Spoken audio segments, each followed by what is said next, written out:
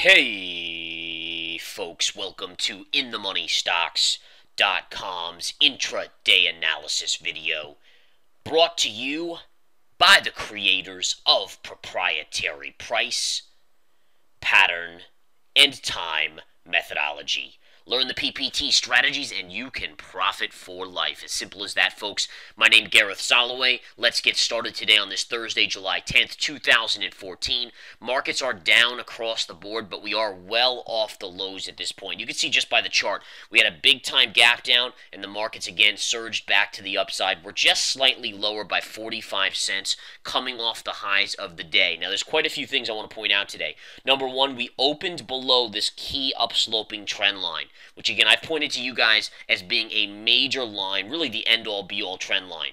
And again, I can show you where this line goes back to. If I zoom out, it goes all the way back to May and all the way back to April. That's where it begins. That's why it's such a big line, is because it's been significant for that amount of time, since really April and May. Now, what you have to understand here is that it's all about a closing basis on this market. So if the line gets closed below at the end of the day, that's where it becomes a major break to me, where I would then turn my neutral to positive bias into a neutral to negative bias.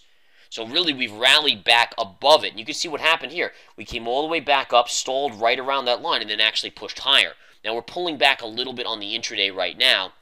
But again, let's watch to see where this market closes. Where does this market close? Now, my thought process for the rest of the day could be actually we see a little weakness. And the reason why I think you could see some weakness later today is because the issues that arose were related to Europe. So we saw major issues in Portugal developing. It's almost like a rehash of like a year and a half ago when Europe was having all these problems, and it's starting to bubble up again. And again, listen, I mean, just like the Federal Reserve, nothing's really been fixed in truth. It's all been kind of band-aided over with money. You know, print some money here, throw it in that hole, and the dam's as good as new. But that's obviously, we know, not the real case. The real case is you have to actually do some physical things and have some time pass before issues like this can be resolved. So bottom line is, that issue may actually put a little pressure towards the end of the day on the markets, bringing them back in a little bit, because if you think about it logically, people are going to be a little nervous holding overnight. You know, when we get to the end of the day, people are going to say, all right, listen, look at the gap down we had today.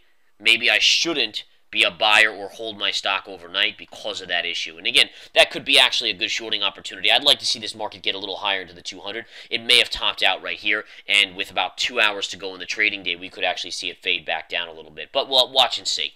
We'll see how it plays out. But again, very interesting price action, watching the levels. Interesting, the low of the day today connected perfectly through these two trend lines. So if I look at this. So if you take this low here going back to early June, to this late June level, this late June low, the low of today matches perfectly with that. See that? Just amazing how trend lines work like this, guys. Really is amazing. Okay, so that's what we have going on here, folks, in regards to the S&P, which is the SPY tracking ETF. And right now, is there a good trade? No. There's not. You've already pulled back. You never hit the 200. There's gap fill right up here. This area right up here would have been a good shorting opportunity as we get into the late afternoon. It didn't hit it, so therefore, unless it goes up there, I'm probably not going to pull a short out on this market. A couple stocks getting my attention today. Molycorp. Molycorp was down significantly. And again, for the second day in a row, it was down as much as 15% at the lows and is now bounced back almost to the flat line. Why is this important? Well, the stock's at literally 52-week lows, if not multi-year lows, and you might actually get a bottoming tail. If this closes basically on the flat line today, you have a bottoming tail in play. Look for a retrace play, and if you get a retrace tomorrow, you can buy the bottoming tail. Okay, so keep an eye on that. I think that's definitely a stock to watch. Lumber Liquidators taking a monster hit today, but it has bounced off its lows. But again, down 20% here. And look at the fall this stock's had from literally $115, $120 up here, all the way now down to almost half, basically over half that price. And there is some support here. I actually have a key level, which in the next few days, if it gets there, I will be interested in buying as a swing trade long. And you can see these little pivot lows right here. That's right underneath the $50 level. So if we get below 50, that now becomes my area for a potential entry on Lumber Liquidators. PBPB is also taking a hit today, guys. Take a look at Potbelly. Potbelly just continues to make new lows.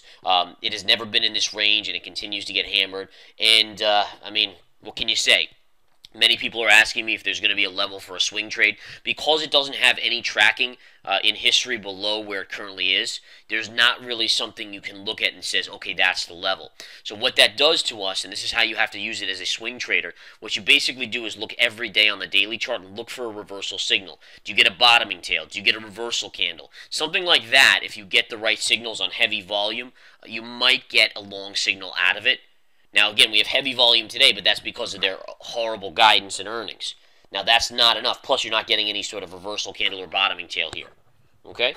So just keep that in mind that that's really what we're following right now, and we'll have to continue to track it and see. But right now, Potbelly, there is nothing there that gets my attention at all.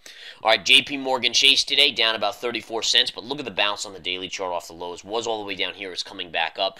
That's a nice bounce. Goldman Sachs is still down $1.15 on the day, but the same thing. These major bounces off the lows, and that's because, again, the markets have rallied off the lows. That's really what it comes down to. The USO, let's talk a little oil here, guys. All right, I gave out a perfect long level on oil to members over the last 2 trading days, and I'm going to reveal it right here, although basically because you're not a paying member, you're going to get it late to the party. But this was it right here. There's a gap fill right here. We hit it yesterday. We pierced it today. That was your buying opportunity, okay?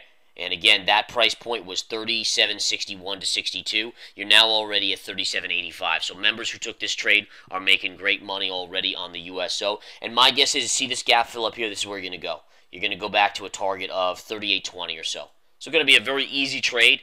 Very easy trade there. And again, if you took it, great job. If you're a Research Center member, if not, no big deal. There'll be more trades coming down the pipeline. But that was a great level right there on the USO and really worked out spectacularly. Okay? So that's what we have going on there on the USO. If we take a look at gold today, GLD. GLD is up $1 on the day, continuing its move higher. It broke above this key level right here, but there's a lot of resistance up here now. You have another level right here, and another level right here at gap fill there. So, I mean, there's just a lot of resistance points coming up. So, in all fairness, gold is not something I'm looking to buy right now.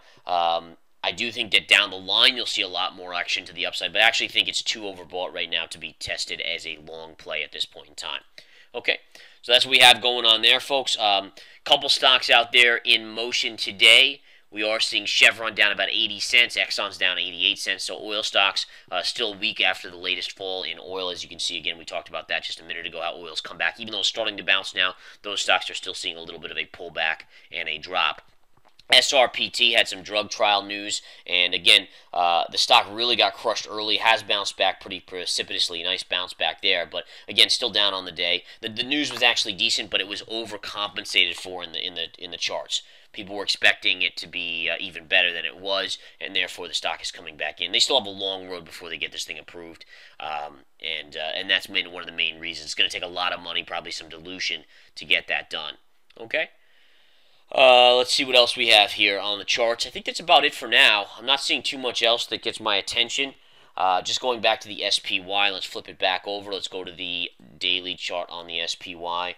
And again, you can just see you're slowly pulling back here. And again, I kind of, even though I'm not going to short the market here, it's not a high enough percentage because you're not into resistance and you have some support down here. I still partially expect the markets to come back in, even a little bit more than they already have into the close, just because of the fear of holding into Europe tonight, and I think that's something we all have to be aware of. If that whole play comes back in, you're going to see every day the last hour selling in the markets. So keep an eye. If we continue now, it might have been a one-day occurrence last night into today with Europe, but if it becomes a common occurrence, people aren't going to hold into the night, and you can actually play that as a trade in the afternoon. So just an idea there for us to keep an eye on as we go forward.